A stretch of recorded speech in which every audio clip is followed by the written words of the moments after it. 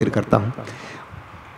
मौला कायनात शेर खुदा फरमाते हैं कि जिस तरीके से माँ बाप के हुकूक हैं, औलाद के हुकूक हैं, मियाँ बीवी के हुकूक हैं, कुरान के हुकूक हैं, अल्लाह उसके रसूल के हुकूक हैं, इसी तरह उलमा के भी हुकूक हैं। इस मौके पर मौला कायनात ने जो 6 हुकूक बयान फरमाए, उलमाए दीन के, उलमाए हक के, उलमाए बामल के, उनकी बात मैं करता हूँ। वो मैं अक़वाल सुनाता हूँ मौला कायनात शेर खुदा की, वो भी सुने और इन हुकूक की अदायगी में कोशिश करें। चूँकि आप बाप हैं, आप चाहते हैं कि हमारी औलाद हमारे हक को अदा करें, चाहते हैं ना। आप अगर बेटे हैं तो आप ये चाहते हैं कि हमारे माँ बाप हमारे हुकूक अदा करें। तो इसी तरीके से हम तो ये चाहते हैं कि जिन पर हमारे हुकूक हैं, आप शौहर हैं, चाहते कि हमारी बीवी हमारे हुकूक को अदा करे। इसी तरह मौला कायनात ने फरमाया कि जो उलमा के हुकूक हैं, जो आपके दीन ईमान की हिफाजत के लिए कोशिश करते हैं, जो आपको दीन सिखाते हैं, आपको शरीयत सिखाते हैं, आपको अल्लाह उसके रसूल की मोहब्बत और मार्फत का जाम पिलाते हैं, इन उलमा की भी हुकूक अवाम पर हैं। अवाम को चाहिए कि उन हुकूक को अदा करें। 6 हुकूक बयान फरमाए, उनमें से पहला हक मौला कायनात फरमाते हैं कि उलमा का सबसे पहला हक ये है कि उनकी ताज़ीम की जाए, इज्जत की जाए, सबसे ज़्यादा उनका अदब किया जाए, और ताकि उनका हक अदा हो। तो जो कौम अपने पेशवा की ताज़ीम नहीं करती, इज्जत नहीं करती, वो कौम हलाक, बर्बाद और तबाह हो जाती, याद रखना। और ये सब कुछ हमारे प्यारे आका अलैहिस्सलाम और सहाबे किराम की बारगाह से मिला है।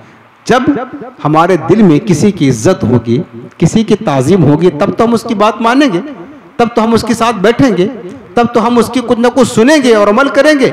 मौला कायनात फरमाते हैं कि सबसे पहला हक ये है आलिम का, आम आदमी पर, कि आलिम की इज्जत की जाए। दूसरा हक फरमाया उलमा का ये है कि उनसे मोहब्बत की जाए। क्या किए जाए? उलमा से मोहब्बत की जाए। बल्कि चूंकि माँ बाप हमारे हैं ना, माँ बाप ये हमारे जिस्म की परवरिश करते हैं।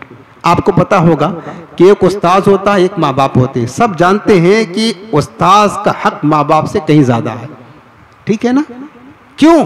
वो उस्ताद ही आलिम तो हैं। इसकी वजह यह है क्योंकि माँ बाप हमारे जिस्म की परवरिश करते हैं। माँ बाप ने जिस्म की परवरिश किया, लेकिन हमारा जो उस्ताद होता है, जो आलिम होता है, हमारी रूह की परवरिश करता है, रूह की, हमारी रूह की। कितने माँ बाप हैं जिस्म की परवरिश किया, रूह की परवरिश नहीं की, उनके बेटे, उनके औलाद बदमजहब बन गए, दुनियादार बन गए, जहन्नम के हकदार बन गए, क्योंकि रूह की परवरिश ना हुई। लेकिन आलिम रब्बानी, उस्ताद बाकमाल, ये जो इंसान की परवरिश करता है, इसकी रूह की, दिल की पाकीज़गी का सबब बनता है। और जब इसकी रूह पाक होती है तो इसका मकाम दुनिया में भी इज्जत वाला होता है और आखिरत में भी जन्नत का हकदार बना देता है। इसलिए मेरे अजीजों, माँ बाप से जरूर मोहब्बत करें, ये तुम्हारी जन्नत और दोज़ख दोनों हैं। साथ साथ उलमा से मोहब्बत करें, इसलिए यही उलमा हैं जो हमें जहन्नम से बचाकर जन्नत का रास्ता दिखाते हैं, जो हमें गुमराही से बचा करके नजात का रास्ता दिखाते हैं, जो हमारे दीन ईमान की हिफाजत करते हैं, हमारी शरीयत की हिफाजत करते हैं। लिहाजा इनसे मोहब्बत करना ये हमारा फरीज़ा, ये हमारी जिम्मेदारी है। फिर तीसरी बात मौला कायनात फरमाते हैं, तीसरा हक उलमा का क्या है? फरमाते उनकी इताअत की जाए, उलमाए दीन की इताअत की जाए। उनकी इताअत इसलिए ज़रूरी है कि ये जो बात करते हैं वो अल्लाह उसकी रसूल की बात करते हैं। उलमाए दीन क्या करते हैं? जो बात करते हैं वो अल्लाह उसके रसूल की बात करते हैं, इसलिए उनकी इताअत ज़रूरी है। भाई आप अगर हमारी, मैं कहता हूँ कि आप हमारी बात माने, मसलन अगर मैं आलिम हूँ, अब आप हमारी बात माने, मैं अपने घर की बात नहीं कहता, मैं अपने दुकान की बात नहीं कहता हूँ, मैं जो बात करूँगा वो क्या करूंगा? अल्लाह उसके रसूल की बात करूंगा। आपको कहूंगा नमाज पढ़ा करो यार, झूठ ना बोला करो, गुनाह ना किया करो। ये किसकी बात है?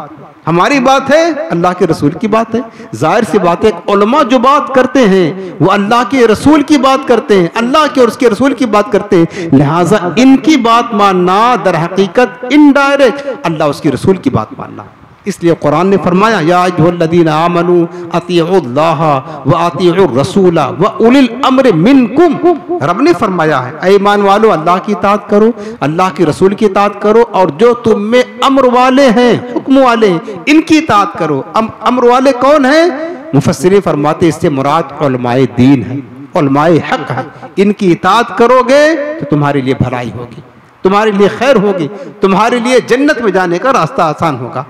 फिर फरमाया चौथा हक उलमा का, मौलाए कायनात शेर खुदा फरमाते हैं ये है कि आप किसी मजलिस में बैठे हो, या मौलाए कायनात का कौल है, जब आप किसी मजलिस में बैठे हो और कोई आलिम आए तो उसके लिए खड़े हो जाएं, ये हक है, ये अदब है। आप बैठे हैं, मसलन चंद लोग बैठे हैं, कोई आलिम रब्बानी आता है तो आप उसके अदब के लिए क्या हो जाएं, खड़े हो जाएं, ताकि पता चले कि ये अहम शख्सियत है, इसका मामला दीगर लोगों से मुमताज है, ये आम लोगों की तरह नहीं है, ये आलिम है। जैसे मिसाल हमारे माँ बाप है ना, अगर हम बैठे हैं, हमारे वालिद साहब आ गए तो अदब ये है कि खड़े हो जाए उनकी इज्जत के लिए, माँ आ जाए तो इज्जत ये है तो खड़े हो जाएं, ताकि पता चले कि हमारी माँ है, ये हमारा बाप है, ये आम लोगों की तरह नहीं है। उससे बढ़कर अदब मौला कायनात फरमाते हैं कि आप किसी मजलिस में हो और वहां पर कोई आलिम आ जाए तो अदब ये है आप उसके लिए खड़े हो जाएं। और दूसरी बात फरमाया, आलिम किसी मजलिस में बैठा हो और आप आए, जब मसलन चंद लोग बैठे, आलिम भी बैठा और आप उस मजलिस में दाखिल हो जिसमें लोग भी हैं और आप और आलिम भी है, तो आप सलाम करते हैं सबको। फरमाया सबको सलाम करें, उसके साथ साथ आलिम को खास जाकर के सलाम करें, उनके साथ मुसाफा करें, हो सके तो दस्त बोसी करे, ताकि पता चले कि ये अहम शख्सियत है, ये आम लोगों की तरह नहीं है। आप क्या समझ रहे हैं, सलाम आप करेंगे अहले मजलिस को तो आलिम को भी हो गया। मौला कायनात फरमाते कि नहीं, अगरचे हो गया, जिस तरह आम लोगों को सलाम किया अहले मजलिस को, ये सलाम उनको भी हुआ, लेकिन आलिम का हक ये है कि तुम स्पेशल जाकर उनसे सलाम करो, स्पेशल तौर पर उनसे खुसूसी मुलाकात करो, मुसाफा करो, ताकि पता चले कि ये आलिम रब्बानी है, इनकी ताज़ीब अदब इसी तरह किया जाता है। पांचवा हक मौला कायनात फरमाते हैं आलिम की ये है, उलमा की उनकी मदद की जाए, ये भी उनका हक है, ताकि वो फिक्र माश से आज़ाद होकर दीन का काम करे। और ये सिलसिला दौरे सहाबा से जारी है, याद रखना, दौरे सहाबा से ये सिलसिला जारी है कि उस दौर में भी लोग उलमा की मदद करते थे। जब उलमा की मदद करते थे उनकी ज़रूरियात ज़िंदगी पूरी हो जाती थी, फिर वो हर तरह से, हर फिक्र से आज़ाद होकर के दीन की खिदमत किया करते थे, दीन को फैलाया करते थे, लोगों के दीन और ईमान की हिफाजत किया करते थे। ये उलमा का आवाम पर हक है। मौला कायनात फरमाते हैं उलमा मदरसा वगैरह चलाते हैं, बच्चों को दीन पढ़ाते हैं, भाई आप उनकी मदद करेंगे तो ही दीन का काम आगे बढ़ेगा। दो तरह से, एक जाती तौर पर उनकी मदद की जाए ताकि वो फिक्रे माश से आज़ाद होकर दीन का काम करे, दूसरा जो दीनी और मिल्ली एतबार से उलमा काम कर रहे हैं उस बारे में भी उनकी मदद की जाए, ताकि उनके पास ज़ख़ीरा होगा, वसाइल होंगे, असबाब होंगे, तो वो दीन को आगे बढ़ाएंगे, रसूल पाक के निज़ाम को उम्मत तक पहुँचाएंगे, शरीयत का दीन सिखाएंगे, लोगों को जो है ना दीनदार बनाएंगे, लोगों को आलिम बनाएंगे, हाफिज बनाएंगे। इसलिए उलमा की मदद करना दोनों तरह से, ज़ाती एतबार से भी उनकी मदद करना ये भी उनका हक है, और समाजी मिल्ली दीनी एतबार से उनकी खिदमत करना, ताउन करना, मदद करना, ये भी उलमा का हक है, चाहिए कि ये हक भी अदा किया जाए। उसके बाद छठा हक, ये आखिरी हक है उलमाए दीन का, फरमाया कि सवाल करना उनसे, ये भी यानी उलमा से सवाल करना, पूछना, ये भी उनका हक है कि अवाम उनसे सवाल करे तो ही तो पता चलेगा कि आलिम है। इनसे मसला पूछा जाए, किसी गैर से मसला ना पूछा जाए, इन जो गैर आलिम है उससे मसला ना पूछा जाए, आलिम है उनसे सवाल करो, इल्म की बातें मालूम करो, ये भी उनका हक है। अल्लाह ने उन्हें आलिम बनाया इसीलिए ताकि अवाम जो गैर आलिम है उनसे मालूमात हासिल करे। हजरत मौला कायनात के अक़वाल यहाँ पर ख़त्म हो गए। हजरत अबू ज़र ग़िफ़ारी रज़ियल्लाहु ताला अन्हु ने फरमाया कि उलमा के जो हुकूक हैं उनमें एक हक ये है कि जब उनसे बात करना चाहें तो आप पहले उनसे पूछें कि हुजूर हमें आपसे कुछ बात करनी है, आप हमें टाइम दें, इजाज़त है, अगर वो इजाज़त दें तो ही आप उनसे बात करें।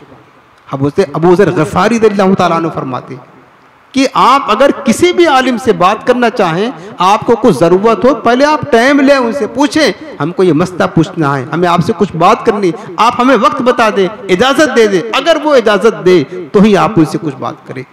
ये हक है उलमा का आवाम पर, जो आवाम को पता नहीं है, ये करना चाहिए। और आलिम का हक ये है कि बिला वजह इससे दुश्मनी ना की जाए, और अगर कोई खता हो जाए तो पर्दा पोशी करे, उसको आवाम में जाहिर ना करे, वरना लोग उलमा से बज़्ज़न हो गए तो अपने दीन को बर्बाद कर देंगे।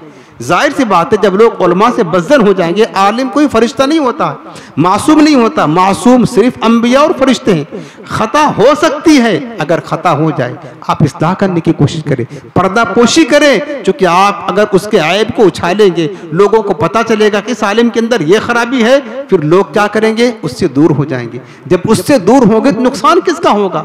नुकसान आवाम का होगा, नुकसान आपका होगा।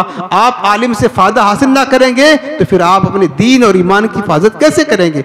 इसलिए फरमाया उनकी पर्दा पोशी की जाए, और जो ये दोनों काम नहीं करेगा दुनिया में भी वो रुसवा होगा और आखिरत में भी जलील होगा।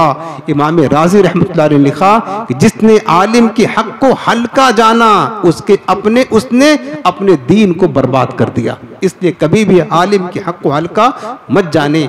आखिरी बात, हजरत अब्दुल्ला बिन अब्बास रज़ियल्लाहु ताला अन्हु हुजूर के घराने के थे, सरकार के चचाजाद भाई थे, बहुत बड़े मुफस्सिर कुरान थे, खानदान रसूल से ताल्लुक़ रखते थे। हजरत अब्दुल्ला बिन अब्बास हुजूर के सहाबी थे।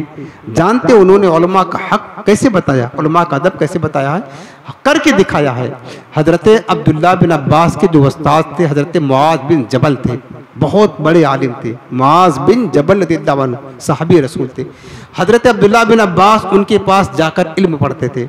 अंदाज क्या होता था कि हजरत मुआज़ बिन जबल अपने घर में होते, हजरत अब्दुल्ला बिन अब्बास जब उनके घर जाते इल्म हासिल करने के लिए, देखते कि घर का दरवाज़ा बंद है तो खटखटाते नहीं थे, फड़ करना शुरू कर दे। ये भी बेअदबी याद रखना, बाज़ लोग खटखटाते हैं ना, ये भी अदब के खिलाफ है।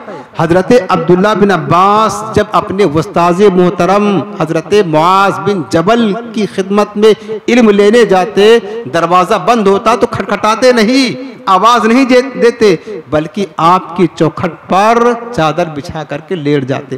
कहते हैं हवाएं गर्दो गुबार उड़ाती, मेरे जिस्म पर डालती, मैं लेटा रहता। फिर जब हजरत मुआज़ बिन जबल फ्री होकर के उठते, दरवाज़ा खोलते, मुझे देखते, मैं उनके दरवाजे पर बैठा होता।